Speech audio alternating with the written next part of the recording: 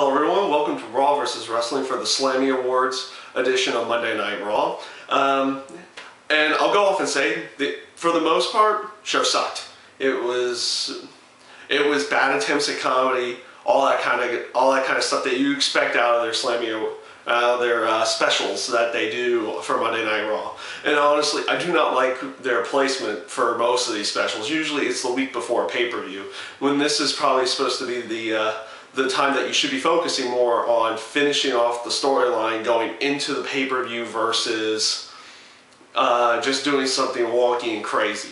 Now granted, they did do a few areas of the pay-per-view for the building of the storylines in that aspect, but for the most part it gets overshadowed because the focus is supposed to be on the whole Slammy Award thing.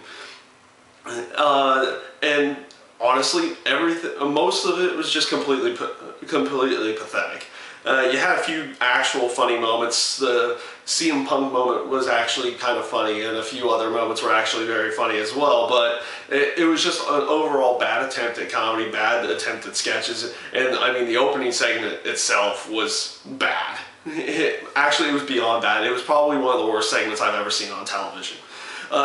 In all honesty, with just how bad I'm not going to go and talk about each part individually. I'm just going to say, overall, the show was just horrible. There was only like 3 saving graces, and really a 4th.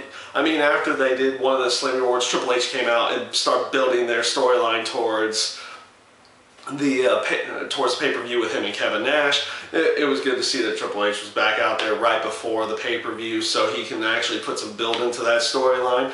But the other 3 saving graces, the other 3 good parts of Monday Night Raw, were the Fatal 4-Way match with Daniel Bryan, Cody Rhodes, Zack Ryder, and Dolph Ziggler. They gave that thing a tremendous amount of time, and it was an extremely well executed match. It builds towards this Sunday storyline with Zack Ryder and Dolph Ziggler for the U.S. title, and it's probably going to build into a future storyline with Cody Rhodes and Daniel Bryan, which they've already kind of started, but Cody Rhodes is also tied in with Booker T right now.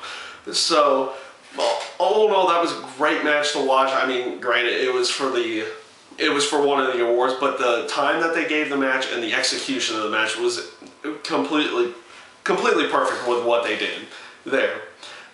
One of the other saving graces of the show, and I'm still calling the show a bad show regardless. The tag team match with Randy Orton and CM Punk versus The Miz and Alberto Del Rio. It was a decent storyline builder towards CM Punk and what's probably going to happen at the pay-per-view in a way. And also, it was a good nice little tidbit in there with Wade Barrett and Randy Orton as well. Just to do a little bit more of a smidget to building their story for the tables match on Sunday. Those matches themselves were extremely well done. I liked them. They were enjoyable to watch. The last area that I thought that actually did at least a little bit of good was the main event area. Now, granted, you can't expect too much out of the match because they started it at like 10:55, not 9:55, 10:55, like just a few minutes before the 11 o'clock hour, and then the run overtime.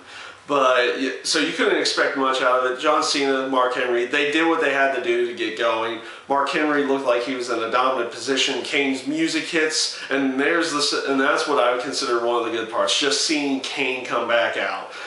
It was a good way to end the show. They've been building for his return for the upcoming weeks, and it actually paid off. I liked. And one little small tidbit there, I almost wish they would have kept that almost metal-looking mask on him versus him taking that one off and revealing the other mask. It was nice to see him back in a mask again, but I don't know what it was about that metal-esque looking mask. It seemed to look a lot better on him, but obviously the new mask that they went with is gonna go with the new look that they did.